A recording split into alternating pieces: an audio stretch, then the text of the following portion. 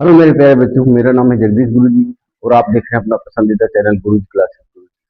बच्चों, high school का chapter 2 बहुपद चल रहा है और बहुविकल्पी प्रश्न चल रहे हैं और ये परीक्षा के लिए बहुत ज़्यादा इम्पोर्टेंट है और आपको ध्यान से समझना है इन क्वेश्चनों को, क्योंकि अगर बहुविकल्पी प्रश्न अच्छे से आपको आ गए और 20 नंबर के बहुविकल्पी प्रश्न आपके एग्जाम में आने हैं, अगर वो अच्छे से आ गए और पूरे नंबर आपने बहुविकल्पी प्रश्नों में कर लिया तो ये समझ लेना कि मैथ में बहुत अच्छे नंबर आ जाएंगे, आपके 90 के ऊपर नंबर आ जाएंगे। तो चलिए क्वेश्चन चलते हैं, एक एक करके आपको समझाते चलेंगे। और इससे पहले अगर आप चैनल पर नए हैं तो चैनल सब्सक्राइब कर लीजिए और वीडियो को लाइक करिए, एक प्यारा सा कमेंट कर दीजिए। तो चलिए देखिए क्वेश्चन जो है, पहला क्वेश्चन आपका ये है कि बहुपदीय ग्राफ के आधार पर बहुपद के शून्यांक होंगे। तो बहुपद के आधार पर शून्यांक होंगे। ए 1 है, बी 2 है और सी 3 है और डी 4 है। तो देखिए ग्राफ आपके सामने ये बना हुआ है और यहाँ पे आपको शून्यांक बताने हैं। तो इसमें बहुत सरल क्वेश्चन है और एक नंबर में क्वेश्चन पूछा जाता है और एग्जाम में, तो आपको ध्यान देना है। देखिए यहाँ पर ये आपका एक्स अक्ष है, ये आपका क्या है, एक्स अक्ष है और ये एक्स अक्ष है और ये वाई अक्ष है। तो एक्स अक्ष को ग्राफ जितनी जगह काटता है, जितने स्थानों पर काटता है, उतने ही शून्यांक होते हैं। ये आपको ध्यान समझ लेना। जैसे यहाँ पे देखिए एक्स अक्ष को यहाँ पे एक ग्राफ यहाँ पे एक जगह काट रहा है, उसके बाद दूसरी जगह यहाँ काट रहा है और तीसरी जगह यहाँ काट रहा है और चौथी जगह यहाँ काट रहा है। यानी 4 शून्यांक होंगे इसके और ऑप्शन आपका डी सही हो जाएगा। तो देखिए यहाँ पे लिखेंगे, जरा हम कैसे लिखेंगे, कैसे यहाँ पे लिखेंगे, हम यहाँ लिखेंगे कि एक्स अक्ष को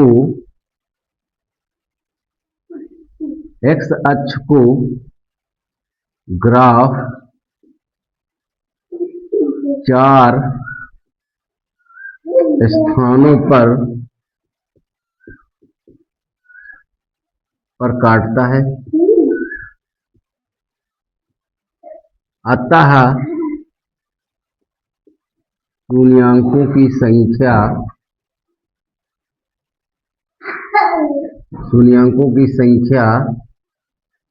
बराबर 4। 4 स्थानों पर काटता है, शून्यांकों की संख्या 4 होगी और ऑप्शन आपका डी सही हो जाएगा कुछ हल करने के लिए ना इसमें, इसलिए ध्यान देना है।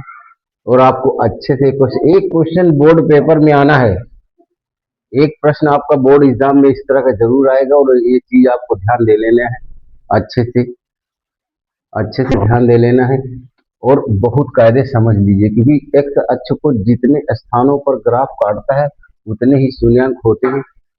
समझ में आ रही बात? तो अब देखिए यहाँ पे अगला क्वेश्चन क्या है आपका। अगला क्वेश्चन जो है क्या है, यदि बहुपद 2x³ - 3 के x² + 4x - 5 के शून्यांकों का योगफल 6 हो तो k का मान, तो k का मान आपको बताना है। तो चलिए यहाँ पे देखते हैं। तो सबसे पहले हम करेंगे क्या, त्रिघात बहुपद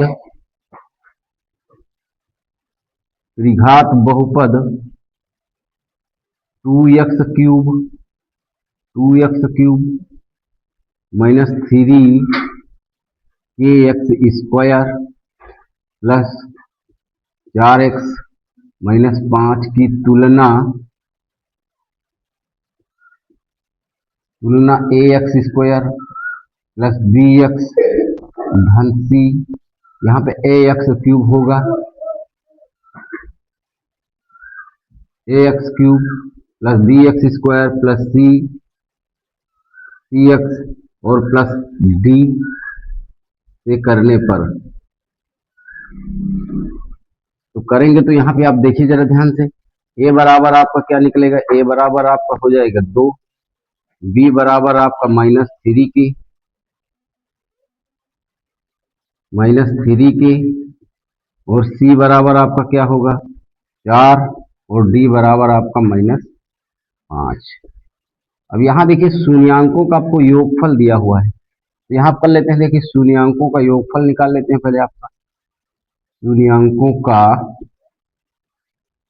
योगफल बराबर, शून्यांकों का योगफल आप जानते हैं क्या होता है, alpha plus beta plus gamma बराबर होता है माइनस बी बाई ए।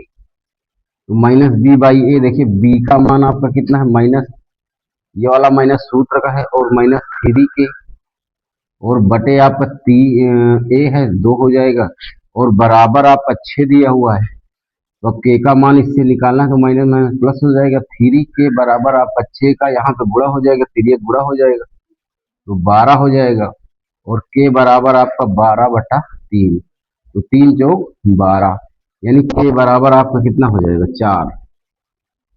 के बराबर 4 आप देख लीजिए ऑप्शन में जो है आपका बी खंड सही हो जाएगा। के बराबर 4 ऐसे आपको त्रिघात का ये निकालना है। अब देखिए अगला क्वेश्चन क्या है, 3, 2, 1 शून्यांकों वाले बहुपद की घात होगी। देखिए अगर बहुपद की घात यहाँ शून्यांक कितने होंगे, अगर त्रिघात बहुपद है तो उसके शून्यांक 3 निकलेंगे, अगर दो द्विघात बहुपद है तो उसके शून्यांक 2 निकलेंगे, और यहाँ एक जो होगा वो नहीं होगा, क्योंकि एक कोई समीकरण नहीं बनता है, तो रैखिक समीकरण वगैरह होते हैं उसमें एक घात वाले।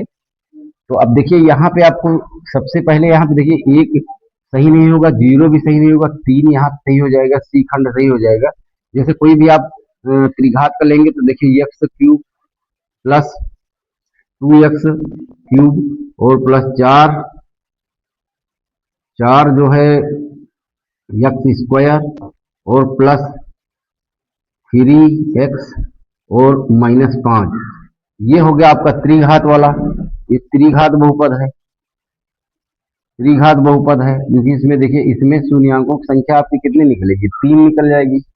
तो x की घात 3 है तो 3 निकल जाएगी। और उसके बाद देखिए 2 वाले में क्या होगा, x² प्लस 2x और प्लस 6, तो इसमें देखिए शून्यांकों की ये द्विघात बहुपद है, ये द्विघात बहुपद है, और ये द्विघात बहुपद है, तो इसमें शून्यांकों की संख्या कितनी निकलेगी, 2, और इसमें शून्यांकों की संख्या कितनी निकलेगी, 3। और एक जो घात वाले होते हैं वो रैखिक बहुपद होते हैं, तो ये चीज आप पहले ही पढ़ चुके हैं। तो यहाँ पे ऑप्शन नंबर आपको 3 सही हो जाएगा, इसमें सी खंड सही हो जाएगा, इसमें कुछ आपको करने की जरूरत नहीं, कुछ हल करने की जरूरत नहीं है। तो वीडियो को लाइक करिए, प्यारा कमेंट करिए, चैनल को सब्सक्राइब करिए, और इसके बाद चैप्टर 3 फिर 4 इस तरह करके पूरी मैथ जो है चलेगी इस चैनल पे, और फिर इसके बाद इंग्लिश के भी और हिंदी और सामाजिक ज्ञान साइंस के भी वीडियो अपलोड किए जाएंगे, जैसे जैसे आपकी परीक्षा नजदीक आती जाएगी।